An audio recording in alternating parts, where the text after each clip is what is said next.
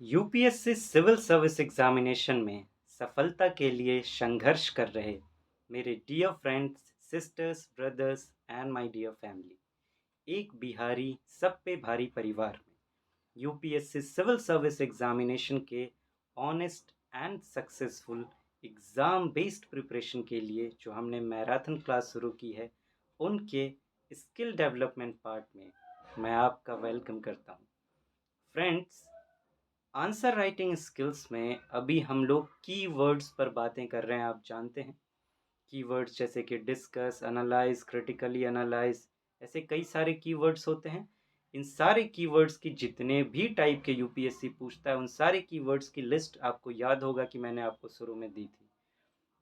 और फिर आपको मैंने ये भी बताया था कि इनके चार कौन कौन कैटेगरीज में कौन कौन से आएंगे। फिर पचासों कीवर्ड्स हैं, लेकिन मैंने उसे चार कैटेगरी में बांटा था, क्योंकि पचासों कीवर्ड्स के लिए पचासों मेथड्स अगर आप यूज़ करेंगे एग्ज़ाम में आंसर स्ट्रक्चर के लिए, क्योंकि कीवर्ड्स का इस्तेमाल क्या किस किस लिए होता है। कीवर्ड्स है ही वही हैं जो आपको बताते हैं कि जो क्वेश्चन है उसके आंसर का स्ट्रक्चर आप किस तरीके से करेंगे।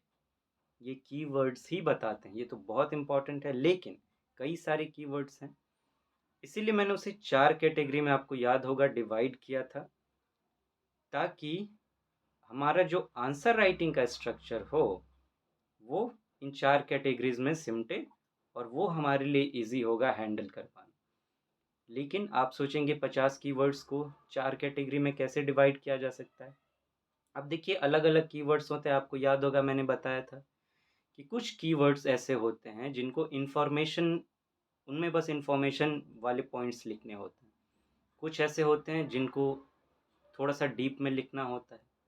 कुछ ऐसे होते हैं जिनमें उनसे थोड़ा सा ज़्यादा डीप में लिखना होता है। और कुछ ऐसे होते हैं जिनमें एक्स्ट्रा डेप्थ की ज़रूरत होती है, जैसे क्रिटिकली एनालाइज हो गया, क्रिटिकली एग्जामिन हो गया। ऐसे कीवर्ड इसमें बहुत डेप्थ में जाने की ज़रूरत होती है। तो कंटेंट्स के अकॉर्डिंग मैंने उन्हें चार कैटेगरीज में डिवाइड किया था। वो आंसर राइटिंग फॉर्मेटिंग के लिए, आप जानते हैं। लेकिन समझना हमारे लिए सारे कीवर्ड्स को ज़रूरी है, क्योंकि उसके अकॉर्डिंग ही आप ये समझेंगे कि जो आंसर क्वेश्चन पूछा गया है उसकी डिज़ाइनिंग आप कैसे करेंगे। कंटेंट्स तो कैटेगरीज से आ जाएंगी, लेकिन डिज़ाइनिंग कैसे करनी है वो ये कीवर्ड्स ही बताएंगे।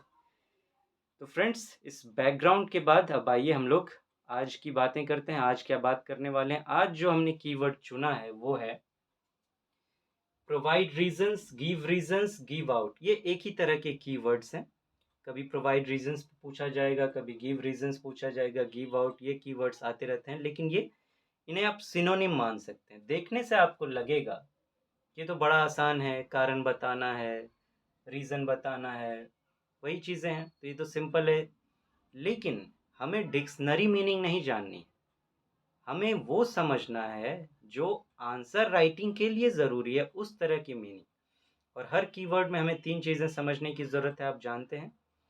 पहला तो इसका मीनिंग ऐसा जिससे आंसर राइटिंग में मदद मिल सके। दूसरा, अगर किसी खास क्वेश्चन के साथ कोई खास कीवर्ड यूपीएससी ने इस्तेमाल किया है, तो उसके पीछे कुछ ना कुछ पर्पस उसका होता है। तो इस कीवर्ड का पर्पस क्या है, और फिर अंत में यूटिलाइजेशन की आप कैसे इन कीवर्ड्स का इस्तेमाल करेंगे आंसर राइटिंग करने में, किस तरीके से लिखेंगे उसको। आइए फ्रेंड्स, आज शुरू करते हैं इसको। मीनिंग की मैं बात करूं तो आपसे मैंने कहा था कि एक मीनिंग ऐसा दिमाग में होना चाहिए जो कीवर्ड देखते ही खट से क्लिक करे दिमाग में। और वो मीनिंग अगर हम मदर टंग में लें, क्योंकि हम मदर टंग पे से बहुत फ्रेंडली होते हैं, यूज टू होते हैं, तो तुरंत क्लिक कर जाएगा। तो एक मीनिंग कम से कम ऐसा होना चाहिए जो मदर टंग में हो। आपकी अगर कोई रीजनल लैंग्वेज है या फिर इंग्लिश है तो आप कन्वर्ट कर सकते हैं। तो इसीलिए मैंने एक हिंदी लिया है, क्योंकि मैं जानता हूँ मेजॉरिटी ये है। अब आइए फ्रेंड्स, देखते हैं कि मीनिंग क्या है। इसमें जो है आपको क्या करना होता है, मुख्य कारणों को समझाना। अगर डिक्शनरी मीनिंग आप देखने जाएंगे तो क्या है, कारण बताइए। लेकिन मैं क्या कह रहा हूँ, मुख्य कारणों को समझाना। आपको सिर्फ मेन मेन कारण ही बताना नहीं है, समझाना है। इन सब पे डिटेल में जाकर एक क्वेश्चन के साथ बात करेंगे, पहले इस पर बात कर लिया जाए। दूसरी तरीके से बात करें, in other words, clarify proven facts.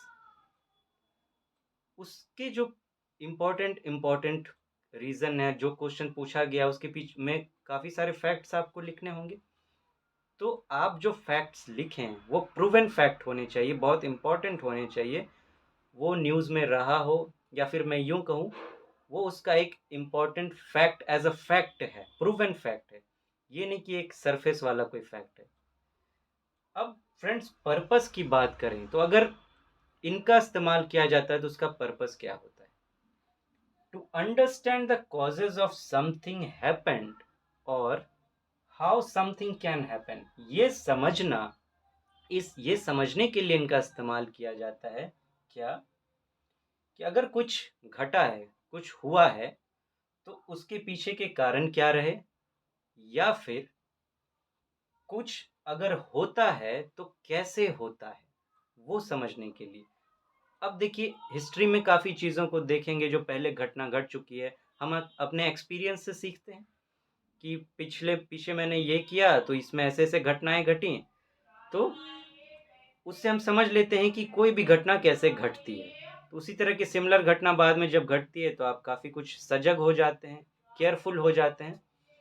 तो वही समझने के लिए कि कोई चीज़ें घटती कैसे है, इनका इस्तेमाल होता है।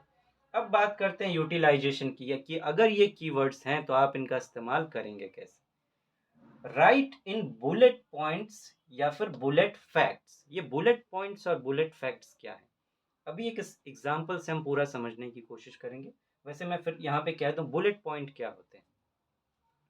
अब कोई क्वेश्चन पूछा गया है कोई एक टॉपिक के ऊपर, तो आपने पहले एक वर्ड लिखा कि जैसे कि पॉल्यूशन। तो पॉल्यूशन में क्या क्या चीज़ें आती हैं? Water pollution, air pollution.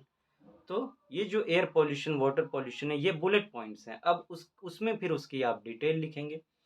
तो पहले तो आपको बुलेट पॉइंट या बुलेट फैक्ट लिखना है, फिर प्लस इट्स क्लैरिफिकेशन। अब उसको क्लैरिफाई भी करना है कि ये होता कैसे है, क्या उसमें चीज़ें एज पर demand of the question. Use fact based और एविडेंस बेस्ड पॉइंट्स। आपको जो पॉइंट्स लेने हैं वो फैक्चुअल होने चाहिए, फैक्ट बेस्ड होने चाहिए, और या फिर एविडेंस बेस्ड होने चाहिए। अब एक क्वेश्चन को लेकर हम लोग इसको समझने की कोशिश करते हैं। जैसे कि ये क्वेश्चन पूछा गया था यूपीएससी मेंस में, तो आइए देखते हैं। ये जो पिछला मेंस हुआ है उसमें पूछा गया था, from being net food importer in 1960s, India has emerged as a net food exporter to the world, provide reasons. कि पहले इंडिया क्या था? Net food importer. कब? 1960s में। नेट फूड इंपोर्टर का मतलब कि अब इंडिया एक्सपोर्ट भी कर रहा है फूड और इंपोर्ट भी कर रहा है। तो कैलकुलेट करेंगे कि अंत में इंडिया ने ज़्यादा एक्सपोर्ट किया या इंपोर्ट किया। अगर नेट फूड इंपोर्टर कोई होता है, इसका मतलब इंपोर्ट ज़्यादा किया, एक्सपोर्ट कम किया। तो एक टाइम में इंडिया ऐसा था 1960s के आसपास कि इंडिया डिपेंडेंट था दूसरे देशों पर अपने फूड की एक्सेसिबिलिटी के लिए, अवेलेबिलिटी के लिए। थोड़ा मोड़ा वो सप्लाई करता था लेकिन ज़्यादा इंपोर्ट करता था। लेकिन फिर India has emerged as a net food exporter, कि अब ज़्यादा एक्सपोर्ट कर रहा है इंडिया और इंपोर्ट कम कर रहा है। इसके लिए पूछ रहा है प्रोवाइड रीजंस, कि ये हुआ कैसे। अब देखिए, रीजंस में अगर आप मैंने क्या बात की कि मुख्य कारणों को समझाना है, fact based, evidence based points लिखने हैं, ये मैंने बात की।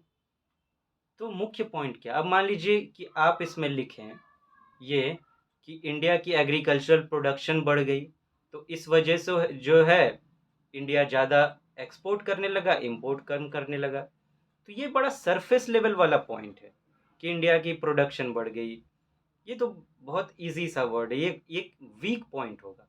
लेकिन अगर इसी के जगह पे आप ग्रीन रेवोल्यूशन की चर्चा करेंगे, ग्रीन रेवोल्यूशन वहाँ पे लिखेंगे कि ग्रीन रेवोल्यूशन फिर उसकी वजह से क्या क्या हुआ और फिर क्या क्या हुआ, तो ये जो ग्रीन रेवोल्यूशन है ये एक फैक्ट बेस्ड, एविडेंस बेस्ड, ये एक प्रूवन फैक्ट है, इंपॉर्टेंट पॉइंट है।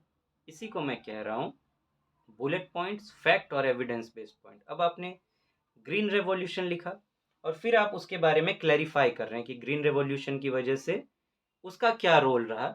बहुत सारे चीज़ें हैं, लेकिन एक मैं लेकर बात कर रहा हूँ कि ग्रीन रेवोल्यूशन आपने कोट किया और फिर बताया कि ग्रीन रेवोल्यूशन ने कैसे मदद की इंडिया की एक नेट फूड इंपोर्टर से नेट फूड एक्सपोर्टर बनने में।